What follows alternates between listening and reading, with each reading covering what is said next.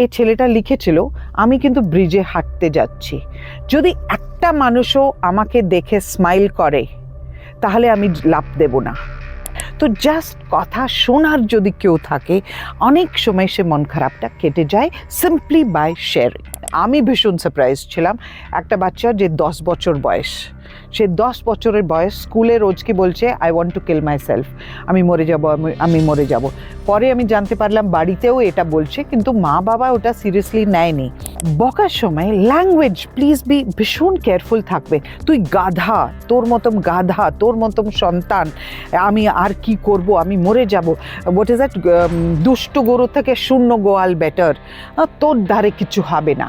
এই ডায়লগগুলো এত common, and এটা অ্যাডোলেসেন্সদের সেলফ এস্টিমকে নষ্ট করে দেয়। হঠাৎ করে যদি সেই মানুষ নিজের ব্যাপারগুলো সব সাজানো গুছানো করছে, বা জিনিসগুলো দিয়ে দিচ্ছে, বা চলে যাওয়ার কথা বলছে, আমি আর থাকবো না, এইরকম সব যদি বলছে, প্লাস অ্যাপেটাইটে চেঞ্জ অ্যান্ড স্লিপ, ঘুমোতে পারছে না, অ্যান্ড ওভারঅল পার্সোনালিটি চেঞ্জেস, যে একটা মানুষ যে নর্মালি শান্ত আছে বা যে ছটপটে আছে, আর হঠাৎ করে ও যদি শান্ত হয়ে যায় আর খাওয়া দাওয়া ঠিকঠাক করছে না এটসেট্রা, ফ্যামিলি মেম্বার্স আর ফ্রেন্ডস ওটা ভীষণ কেয়ারফুল থাকতে হবে।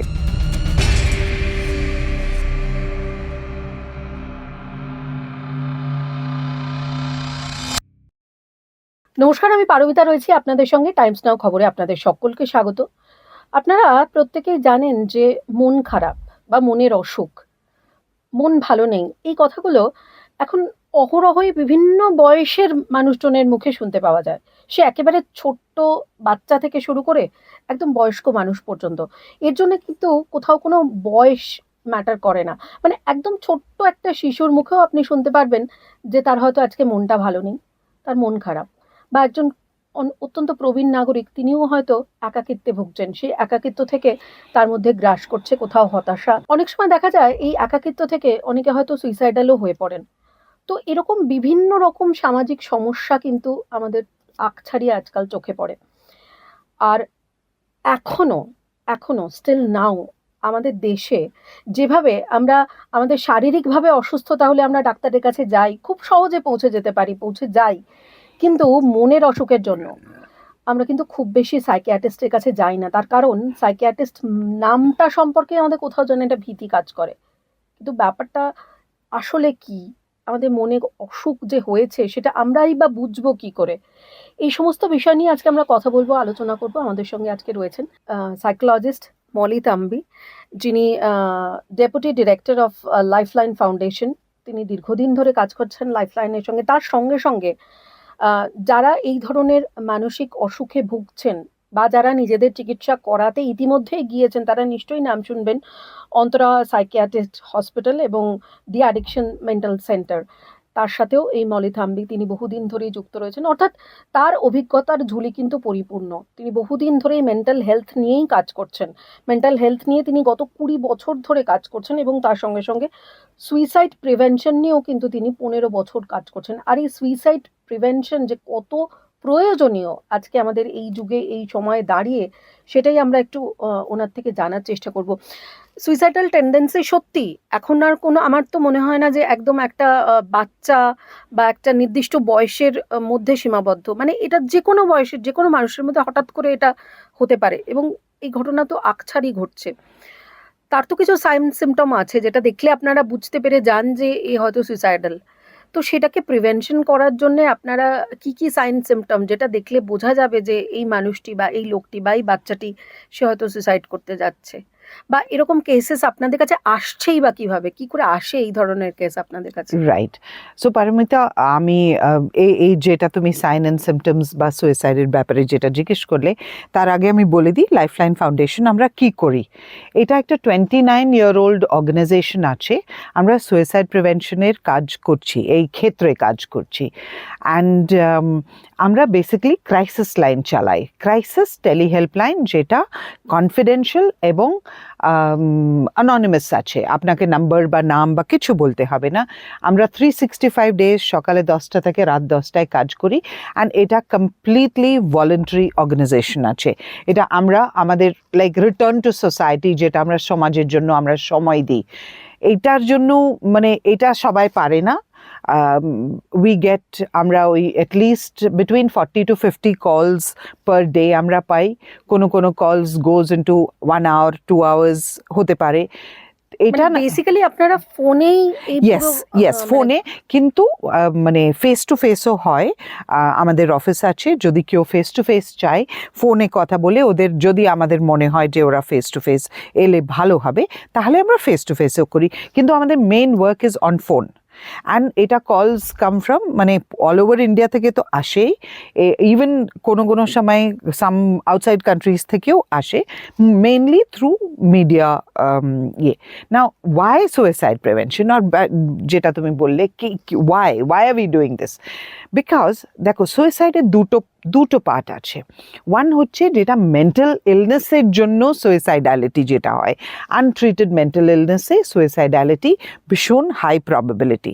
The other part is the emotional distress, যে অনেক সময় পেপারে আসে যে মোবাইল ফোন তুলে নিল, ওই জন্য বাচ্চা গিয়ে মারা গেছে, বা নানান ছোটোখাটো রিজন। সো সেই ইমোশনাল ডিস্ট্রেসের সুইসাইডগুলো যেটা আছে, ওটা একটা বড় কম্পোনেন্ট আছে, যেটা সাডেন আছে বা ডিপ্রেশনের জন্য হচ্ছে।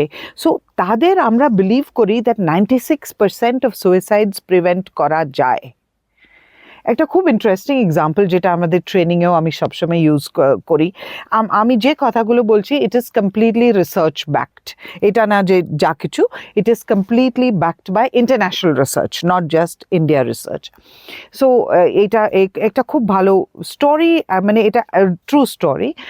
প্রফেসর সান ফ্রান্সিসকোতে ওনার best student died by suicide, and উনি ওটা বিশ্বাস করতে পারছিলেন না যে ওনার ফেভারিট স্টুডেন্ট কীভাবে নিজের জান নিল বা প্রাণ নিল। সো ওরা যখন ওদের বলে, মানে প্রচুর সেলেবদের ক্ষেত্রেও তো আমরা এটা দেখি, যারা হয়তো খ্যাতির একেবারে শীর্ষে রয়েছেন, সাফল্যের চূড়ায় রয়েছেন, মানে আমরা তাদেরকে বাইরে থেকে দেখলে ভাবছি তারা দারুণ জায়গায় রয়েছেন, মানে আমি তাকে ঈর্ষা করছি যে আমি ওই জায়গাটায় কিভাবে যেতে পারবো বা আমি কেন পৌঁছতে পারছি না, কিন্তু তিনিও সুইসাইডাল। রাইট। সো এই প্রফেসরের ছাত্রের কথা আমি বলি, ওরা যখন ওর রুমে গেল, তো একটা নোট ছিল ড্রেসারের উপরে। ওই নোটটা উপরে যেটা লেখা ছিল, আমি কিন্তু ব্রিজে হাঁটতে যাচ্ছি। So San Francisco Golden Gate ব্রিজটা, অনেক সুইসাইড হয় ওখানে, আর নিচে পুলিশ পেট্রোল এটসেট্রা থাকে। তো এই ছেলেটা লিখেছিল, আমি কিন্তু ব্রিজে হাঁটতে যাচ্ছি, যদি একটা মানুষও আমাকে দেখে স্মাইল করে তাহলে আমি লাফ দেব না। অনলি এই একটা লাইন, তার মানে কি ওই ইয়াং ছেলে মারা গেছিল, একটা মানুষ যদি ওকে দেখে স্মাইল করতো, ওটা ওইটুকুই ওর চাহিদা ছিল, যে কেউ ওকে রিচ আউট করে। সো আমরা লাইফ লাইনে সুইসাইড প্রিভেনশন মানে উই প্রোভাইড ইমোশনাল সাপোর্ট যারা ডিস্ট্রেসড বা সুইসাইডাল। সো অনেক সময় আমরা মানে মন খারাপ, কারোর সাথে কথা শেয়ার করলে মন খারাপটা কেটে যায়। And all depressed feeling is not depression, right?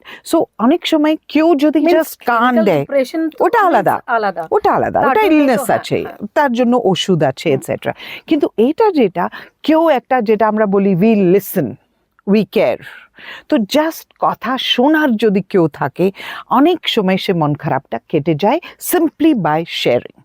And আমরা কেন শেয়ার করতে পারি না আমাদের মানে লোকজন বা আমাদের বন্ধুদের সাথে বা হোয়াটএভার? আমরা কি ভাবি যে শেয়ার করলে কিন্তু ওরা জাজ করবে, ওরা কি ভাববে আমাকে নিয়ে, লোকে কি বলবে আমি যদি এটা শেয়ার করি, লোকজন কি বলবে, চারটে লোক কি বলবে, এই স্ট্যান্ডার্ড কথা আমরা সব সময় শুনি। So that is Y lifeline আমরা কনফিডেন্সিয়াল এবং ফ্রি তো ডেফিনেটলি আছি, আমরা কোনো নাম্বার ট্রেস করি না, আমরা মানে কোনো ডিটেলস জিজ্ঞেস করি না, যে ও কমফোর্টেবল। আপনাদের কাছে মানুষজন পৌঁছবে কিভাবে? মানে আমার মনে হয় এরকম অনেক দর্শকই যারা আজকের অনুষ্ঠানটা দেখবেন, তারা হয়তো ইনফরমেশনটা এখান থেকেই পাচ্ছেন বা পাবেন, যে এরকম যদি কারুর এই সমস্যা হয়, তাদের যদি কোথাও কোনো মেন্টাল ইলনেস থাকে তারা আপনাদের কাছে সরাসরি রিচ আউট করতে পারবে, কিন্তু অনেকে তো এরকম কোনো অর্গানাইজেশন এক্সিস্ট করে সেটাই হয়তো জানে না। Right, so all over India আমাদের মানে এই lifeline foundation is a part of befrienders international. ওটা ইন্টারন্যাশনাল অর্গানাইজেশন আছে আর ওদের প্রোটোকল ফলো করি। এটা না যে আমি লাইনে বসে আছি আমি যা খুশি বলবো, no, there is a protocol, there are rules regulations and এটা well research protocol and we know how, we are trained volunteers, we are trained to provide emotional support. তো okay, like to answer your question যে কী করে জানবে, first যেমন Google, suppose somebody গুগলকে জিজ্ঞেস করে আমি মরতে চাই, আমি উইদাউট পেন মরতে চাই, তাড়াতাড়ি মরতে চাই, Google automatically will give helpline numbers. তো ইন্টারনেট থেকেও আসে। আগেকার দিনে টেলিগ্রাফ ইউজ টু প্রিন্ট, গ্রাফিটিতে আমাদের নাম্বার থাকতো। আজকাল যেমন in south India and all Hindu news paper, ওরা নাম্বারগুলো আফটার এভরি সুইসাইড রিপোর্ট, যে নিউজ পেপার তো সুইসাইড রিপোর্ট করবে, তো তারপরে নাম্বারগুলো দেওয়া থাকে। আর আমাদের নাম্বারস হলো 91694004 অ্যান্ড আরেকটা নাম্বার আছে 9088030303। এই দুটো নাম্বার আছে, এটা কমপ্লিটলি অ্যাননিমাস অ্যান্ড কনফিডেন্সিয়াল, এটাতে আপনারা যোগাযোগ করতে পারেন, নাহলে ইন্টারনেটে লাইফলাইন ফাউন্ডেশন কোয়েরি করলে নাম্বার পেয়ে যাবেন। মলি, অনেক সময় একটা জিনিস আমরা ইদানিং এগুলো আরো বেশি বেড়ে গেছে, সেটা হচ্ছে যে যেটা আপনি বললেন, মানুষের সাথে আমি কথা বলতে পারছি না, আমার ভেতরে অনেক কিছু চলছে, কারণ আমি ভাবছি আমাকে লোকে জাজ করবে, কিন্তু আমি যখন সেই চরম মুহূর্তটা, একটা তো হয় যে কেউ হয়তো উইমজিক্যালি করে ফেললো একটা হঠাৎ করে একটা সময়, কিন্তু কেউ হয়তো অনেক দিন ধরে তার সেই প্রিপারেশনটা রয়েছে, সে সুইসাইড করতে যাচ্ছে। এখন দেখা যাচ্ছে অনেকে লাইভে, মানে লাইভ অন করে সেখানে যা, মানে সুইসাইড করার আগের মুহূর্তে কিন্তু সে তার পুরো মনের কথাটা বলে যাচ্ছে। তো এই যে মনের কথাটা সে লাইভে এসে বলছে, সেইটা লাইভে না বলে যদি আরো আগে আপনাদের কাছে আসে, তাহলে তো একটা জীবন বেঁচে যায়। অ্যাবসলিউটলি। সো অনেকজন আমাদেরকে জিজ্ঞেস করে কটা জীবন বাঁচিয়েছেন, কিন্তু যে বেঁচে গেছে সে তো আর এসে আমাদের তো বলবে না যে আমি, হ্যাঁ, কিন্তু ওটাও বলে, অনেক কলার আছে যারা ফোন করে বলে যে তোমরা আমাকে বাঁচিয়েছ, বা তোমাদের জন্য আমি এখনো ঠিক আছি, বা আমি ভালো হয়ে গেছি। আমাদের একটা ভলেন্টিয়ার আছে যে আগে ভীষণ মানে আমাদের কল করতো, কিন্তু ও পরে ভেবেছে যে ও যখন ঠিক হয়ে গেছে ও নিজের টাইম ও দিতে চেয়েছে, তো ওই রকমও আছে। So to answer your question on signs and symptoms, normally এটা I mean family and friends যদি লক্ষ্য করে থাকে, changes in behaviour, changes in appetite, changes in behaviour, যদি একদম হঠাৎ করে যদি সে মানুষ নিজের ব্যাপারগুলো সব সাজানো গুছানো করছে, বা জিনিসগুলো দিয়ে দিচ্ছে, বা চলে যাওয়ার কথা বলছে, আমি আর থাকবো না, এইরকম সব যদি বলছে, প্লাস অ্যাপিটাইটে চেঞ্জ অ্যান্ড স্লিপ, ঘুমোতে পারছে না, অ্যান্ড ওভারঅল পার্সোনালিটি চেঞ্জেস, যে একটা মানুষ যে নর্মালি শান্ত আছে বা যে ছটপটে আছে, আর হঠাৎ করে ও যদি শান্ত হয়ে যায় আর খাওয়া দাওয়া ঠিকঠাক করছে না এটসেট্রা, ফ্যামিলি মেম্বার্স আর ফ্রেন্ডস ওটা ভীষণ কেয়ারফুল থাকতে হবে। যারা এমনিতেই ডিপ্রেশনে ভুগছে তাদের ক্ষেত্রেও খুব ওদেরকে আমরা যেটা বলি ওয়াচে রাখতে হবে, একটু মানে ক্লোজ ওয়াচে রাখতে হবে। এরকম কখনো কোনো কাউকে আপনারা পেয়েছেন আপনাদের ক্লায়েন্ট হিসেবে, যে একদম ছোট বাচ্চা, মানে আমি বোঝার চেষ্টা করছি যে কোন বয়স থেকে এই ধরনের ব্যাপারগুলো হতে পারে? পারমিতা, তুমি একদম, আমি ভীষণ সারপ্রাইজ ছিলাম। একটা বাচ্চা যে 10 বছর বয়স, সে 10 বছরের বয়স, স্কুলে রোজ কি বলছে, I want to kill my self, আমি মরে যাব, আমি মরে যাব। পরে আমি জানতে পারলাম বাড়িতেও এটা বলছে, কিন্তু মা বাবা ওটা সিরিয়াসলি নেয়নি। স্কুলে যেহেতু মানে ওরা যখন শুনেছে তো আমার কাছে এসছে, এই বাচ্চার মানে কমপ্লিটলি ডিপ্রেসিভ বিহেভিয়ার, অ্যান্ড ও তো বলছে আমার মরতে চাই। তো 2 ঘন্টা ওর সাথে বসে কথা বলার পরে, ওয়াজ আ ভেরি সিম্পল রিজন, ও কোনো একটা কোরিয়ান ড্রামা, বিটিএস এর একটা ছেলে ও দেখতে চায়, ও বিটিএস এর প্রোগ্রামে যেতে চায়, তাই জন্য ও বলছে ও ডিপ্রেসড আছে, ও যেতে পারছে না, আর ও বলছে আমি মরে যাব। অ্যান্ড এত সিরিয়াসলি বলছে 10 বছরের মেয়ে।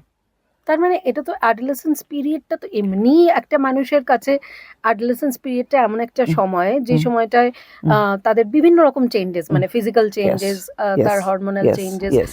তো এই সময়টায় আরো বেশি করে কি তাহলে বাবা মায়ের যত্ন নেওয়া উচিত? তো নেওয়া তো উচিতই। হ্যাঁ, তো সেক্ষেত্রে কি কি আপনারা থাম্ব রুল কি আছে? কিভাবে গাইড করবেন বাবা মাকে? See, এমনিতে অ্যাডোলেসেন্স যখন আছে বাচ্চারাই জানে না যে ওদের মধ্যে কি কি হচ্ছে, হরমোনাল চেঞ্জেস তো আছেই, ওরা মা বাবাদের সাথে ঝগড়া করতে চালু করে। আর একটুখানি অ্যাডোলেসেন্ট পিরিয়ডে একটু রিয়ালিটির সাথে ওরা অত মানে রিয়ালিটি Connected নয়। কানেক্টেড নাই, রাইট? ওরা মোর ড্রিমস ফ্যান্টাসিজ, এই চাই ওই চাই, that kind of thing. So বাবা মাও জানে না যে এদেরকে কিভাবে ম্যানেজ করা যায়। আর প্রত্যেকটা বাচ্চা আলাদা আছে, কেউ কেউ আছে ঠিক আছে মোটামুটি ওরা ডিসিপ্লিন করা যায়, কিন্তু মা বাবারা সত্যি ওরা স্ট্রাগল করে আজকালকার বাচ্চাদের ম্যানেজ করতে বা ওদের সাথে। আমার কাছে অনেক প্যারেন্টস আসে, আমার বাচ্চার ফোকাস নেই, আমার বাচ্চা পড়ছে না, শুধু ঘুমোচ্ছে, স্কুল আসতে চায় না, এটসেট্রা। ইনভেরিয়েবলি দেখা যাচ্ছে সে বাচ্চা স্মার্টফোন এডিক্টেড। এই স্মার্টফোন এডিকশন একটা সব থেকে বড় ব্যাপার আছে আজকাল, যার জন্য আমাদের ইউথ ওদের এবিলিটি ওরা ডেভেলপ করতে পারছে না, ওদের ব্রেনস নষ্ট হচ্ছে, ওদের ফ্যামিলি লাইফ নষ্ট হচ্ছে, অ্যান্ড প্রচণ্ড ডিস্ট্রেস ক্রিয়েট করে। সো মানে অ্যান্ড আজকাল যেটা আমরা বলি as psychologists we say fragile parenting. Okay, fragile parenting হচ্ছে যেখানে মা বাবা বাচ্চাকে কোনো কষ্ট দিতে চায় না, ওদেরকে কোনো না বলতে চায় না, অ্যান্ড সবসময় ওদেরকে এনেবল করছে, মানে এই করে দিচ্ছে ওই করে দিচ্ছে সব করে দিচ্ছে। তারপরে আমি এটাও দেখেছি মা বাবারা এসে বলে আমি তো ওর জন্য কত করি, ওরা কোনো গ্র্যাটিটিউড নেই ওদের। কি করে গ্র্যাটিটিউড হবে যখন ও চাওয়ার আগেই সবকিছু দিয়ে দিচ্ছে? তো ওর জন্য যে একটা কিছু চাহিদা যে থাকবে যে আমি 3 মাস পরে 6 মাস পরে, সেটা তো নেই, সবকিছু ওরা পেয়ে যাচ্ছে, তো গ্র্যাটিটিউড কোথায় থেকে আসবে? তারপরেই মা বাবাদের আপনি যেটা বলছেন যে একটা ড্রিম ওয়ার্ল্ড, আমার মনে হয় এটা কি মানে আমি জানি না, এটা মেবি কন্ট্রাডিক্টরি হতেই পারে। সেটা হচ্ছে যে যেহেতু স্মার্টফোন নিয়েই তারা সারাদিন বেশিরভাগ সময় কাটাচ্ছে, তো স্মার্টফোনের দৌলতে কি তারা তাদের ড্রিম ওয়ার্ল্ড থেকে অনেক বেশি বেরিয়ে অনেক বেশি রিয়ালিস্টিক লাইফে থাকছে না? So smartphone does not give you reality. দেখো, কলকাতায় বসে একটা বাচ্চা যে যা দেখছে, টেক্সাসে বসে একটা বাচ্চা তাই দেখছে। সো ইনফরমেশন যেটা আছে ইট ইজ দ্য সেম, কিন্তু আমাদের কালচারাল ভ্যালিউজ বা আমাদের সার্কামস্টান্সেস বা আমাদের পরিবেশ যেটা একেবারে আলাদা। যখন সেই বাচ্চা ওইগুলো দেখে এখানে ওটা চাই, তখন ওটা প্রচণ্ড প্রবলেম হবে বাড়িতে। মানে যেরকম বিটিএস এর কথা বললেন, অ্যাবসলিউটলি। আমি 10 বছরের একটা বাচ্চা এইটুকু, না সে একজনকে ইমাজিন করছে, সে তার রোল মডেল, তার সাথে দেখা করতে চায়, only once, আমি জাস্ট ওয়ান্স দেখা করব, এটসেট্রা এটসেট্রা, রাইট? সো ওই যে রিয়ালিটির সাথে ওদের এটা মানে চলে যায় একটু, স্পেশালি অ্যাডোলেসেন্সে ওটা টাইম নেয় আসতে। মানে অ্যাডোলেসেন্স মেন্টাল হেলথটা তাহলে সম্পূর্ণ একদম মানে একদম ডিফারেন্ট, একদম ডিফারেন্ট, অ্যাবসলিউটলি। এই অ্যাডোলেসেন্স মেন্টাল হেলথ যেরকম, ঠিক সেরকম ভাবে এল্ডারলি যারা প্রবীণ নাগরিক, তাদের নিয়েও নিশ্চয়ই আপনাদের অন্যরকম কিছু ভাবনা চিন্তা থাকে। নর্মালি একটা ক্রাইসিস লাইনে আমি দেখেছি যারা 60+ বা যারা সিনিয়র সিটিজেন খুব কম ফোন করে। আই থিঙ্ক ওদের মেবি হয়তো নিজেদেরই আছে বা ওরা হয়তো ফোন তুলে কথা বলতে কমফোর্টেবল নেই। আজকাল কিন্তু ইয়াংস্টার্স যারা আছে, যেটা আমাদের লাইফ লাইনে আমি দেখেছি, আমাদের ম্যাক্সিমাম 70% কলস যেটা 16 to 30 এজ গ্রুপে আসে। ইয়েস, 70% অফ কলস।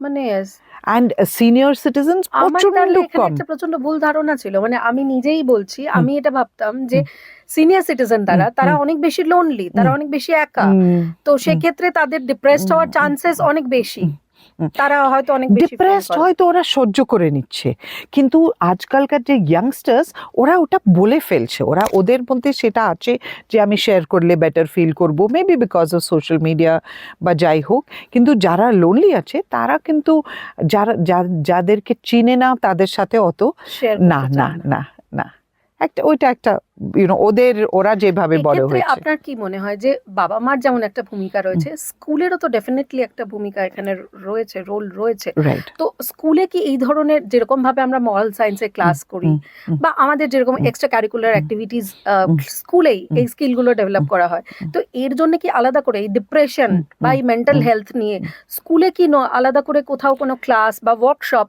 করা উচিত? আছে, যেমন দ্য স্কুল, আমি Our Lady Queen of the মিশনে সাইকোলজিস্ট আছি, তো ওইখানে the principal she is so এত প্রোগ্রেসিভ আছে দ্যাট প্রত্যেকটা ক্লাসে, ক্লাস 7 আপওয়ার্ডস, প্রত্যেকটা ক্লাসে বছরে একবার আমি গিয়ে স্ট্রেস, অ্যাডোলেসেন্স এটসেট্রা এটসেট্রা, এই অ্যাডোলেসেন্ট ক্রাইসিস নিয়ে আমি ওদের সাথে কথা বলি। এক্সামের আগে স্ট্রেস ম্যানেজমেন্ট বা এক্সাম স্ট্রেস কীভাবে ম্যানেজ করতে হবে এটা নিয়ে কথা বলি।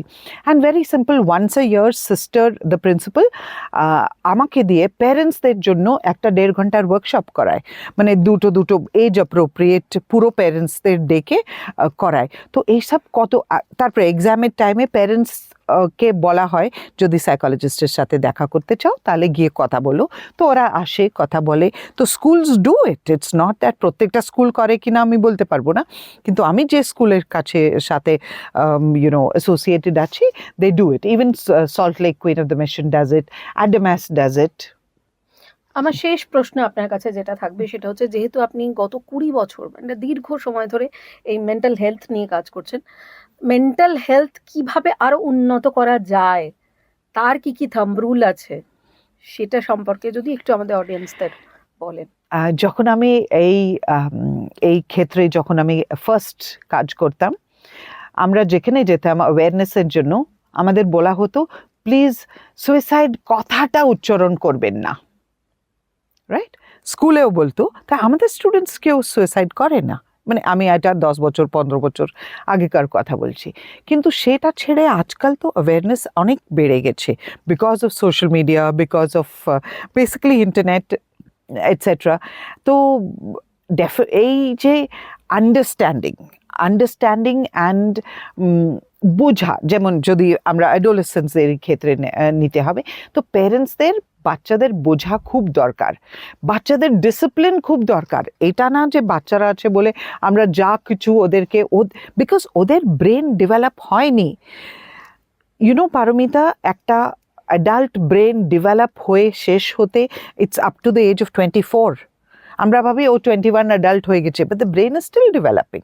তো অবভিয়াসলি ওদের সেফটি বা ওদের ফিউচার বা কনসিকুয়েন্সেস যেটা, ওটা নিয়ে ওদের ভাবার ক্ষমতা নেই, ওটা তো মা বাবাদের করতে হবে, ওটা মা বাবাদের। বাট ওদের বোঝাও দরকার ওদের সার্কামস্টান্সেস কি আছে। আমি যেটা I tell this to all parents, and এটা আই ওয়ান্ট টু ইউজ এই মিডিয়াম, এই কথা বলা।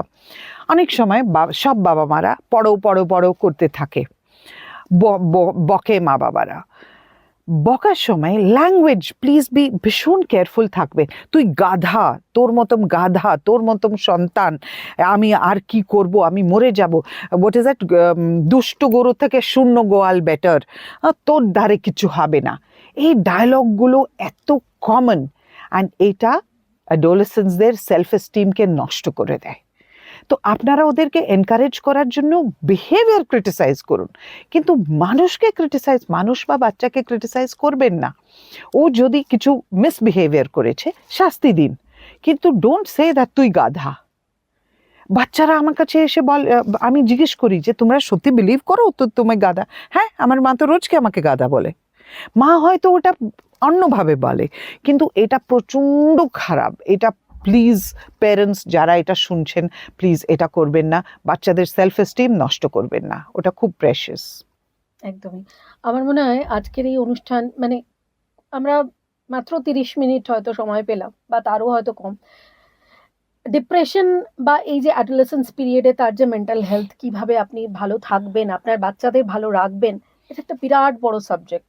এটা নিয়ে খুব সামান্য সময়ের মধ্যে খুব ছোট্ট করে আমরা বিষয়টাকে হয়তো ছোট্ট পরিসরের মধ্যে আলোচনা করার চেষ্টা করলাম। কিছু কিছু বিষয় নিশ্চয়ই আপনাদের কাছে পৌঁছতে পেরেছি, বা যা প্রশ্ন আপনাদের, সেই প্রশ্নের উত্তরও হয়তো আপনারা এই অনুষ্ঠান দেখলে পাবেন। কিন্তু এটা এমন একটা সাবজেক্ট না, এটা নিয়ে আরো অনেক কিছু বলার আছে, অনেক কিছু আলোচনা করার আছে। আমার মনে হয় আবারও ডাকলে নিশ্চয়ই আপনাকে আমরা পাবো, এবং এই ধরনের বহু সাজেশন আমরা মলির থেকে পেতেই থাকবো। আজকের মতো অনুষ্ঠান এখানেই শেষ করব। প্রত্যেকে ভালো থাকবেন, সুস্থ থাকবেন, মানসিক স্বাস্থ্য ভালো রাখবেন। আর কখনো যেরকম ভাবে আপনার শরীর খারাপ হলে আপনি ওষুধ খান, ডাক্তারের কাছে যান, ঠিক সেরকম ভাবে যদি আপনার মন খারাপ হয় তাহলেও সেটার জন্য কিন্তু সাইকিয়াট্রিস্টের কাছে যেতে বা সাইকোলজিস্টের কাছে যেতে একদম হেজিটেট করবেন না।